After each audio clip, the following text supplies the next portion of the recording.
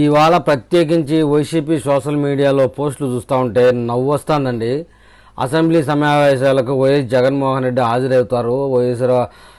అసెంబ్లీలో రఫ్ఫాడించేస్తారు, దున్నేస్తాడు, తన్నేస్తాడు అని. అసెంబ్లీలో దున్నడము తన్నడము జరిగే పరిస్థితి కాదు. కానీ వాస్తవానికి ఏంటంటే రేపు జరగబోయే అసెంబ్లీ సమావేశాల్లో రఘురామకృష్ణంరాజుకి చిరకాల కోరిక తీరబోతా ఉంది. రఘురామకృష్ణంరాజు వేసిన పాచిక పండి జగన్మోహన్ రెడ్డి చచ్చినట్టుగా అసెంబ్లీకి వస్తున్నాడు. ఇది వాస్తవం. ఈ వాస్తవాన్ని పక్కన పెట్టి వైసీపీ సోషల్ మీడియాలో జగన్మోహన్ రెడ్డి మాయన్న సింహం సింగిల్గా వస్తున్నాడు, పరిగెత్తుకుంటా వస్తున్నాడు, గబగబా వస్తాడు, అరిపిస్తాడు, కేకలు పెడతాడు అంట ఒకటే సెటైర్లు. ఇవంతా పక్కన పెట్టేస్తే మరోవైపు ఆంధ్రప్రదేశ్ అసెంబ్లీ బడ్జెట్ సమావేశాల నేపథ్యంలో వైసీపీ అధినేత జగన్మోహన్ రెడ్డి కీలక నిర్ణయం తీసుకున్నాడట. ఆయన ఏం నిర్ణయం తీసుకోలే.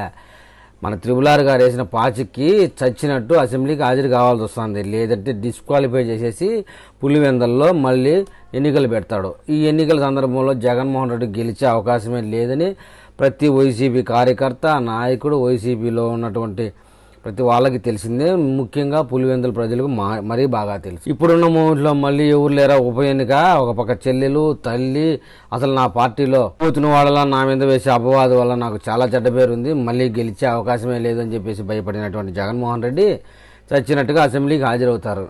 అది కూడా ఎప్పుడు హాజరవుతారు దాన్ని కూడా క్లారిటీ ఉంది, చూద్దాం. అసెంబ్లీ బడ్జెట్ సమావేశాలకు హాజరు కావాలని వైఎస్ జగన్ నిర్ణయించినట్టు సమాచారం అయితే అధినేత నిర్ణయానికి అనుగుణంగా వైఎస్ జగన్తో పాటు వైసీపీ ఎమ్మెల్యేలు కూడా సోమవారం అసెంబ్లీకి హాజరు కానున్నట్టు తెలిసింది. ఒక్కడే రావాలంటే భయం, అది అందరికీ తెలిసిన విషయమే. ఆ విషయం తెలుసుకొని 11 మంది ఎమ్మెల్యేలు, కొంతమంది ఎమ్మెల్సీలు మీరందరూ నాకంటే ముందు అసెంబ్లీలో ఉండాలరా, నేను వచ్చేటప్పటికి ముందు మీరే కనపడాలరా అని చెప్పేసి వాళ్ళకి హుకుం జారీ చేసినట్టుగా కూడా సమాచారం ఉంది. అయితే ఇక్కడ ట్విస్ట్ ఏంటంటే సమావేశాలు ప్రారంభం కాగానే సోమవారం రోజు ఉభయ సభలను ఉద్దేశించి గవర్నర్ ప్రసంగం అయితే ఉండబోతా ఉంది. గవర్నర్ ప్రసంగానికి వైఎస్ జగన్ హాజరయ్యి, వైసీపీ ఎమ్మెల్యేలు అందరూ కూడా హాజరయ్యి ఆ తర్వాత రోజు నుంచి అసెంబ్లీలో కనబడితే ఒట్టు. ఒక్కటంటే ఒక్కరోజు హాజరైనా కూడా అనర్హత వేటు నుంచి తప్పించుకోవడం జగన్మోహన్ రెడ్డికి తెలిసిపోయింది.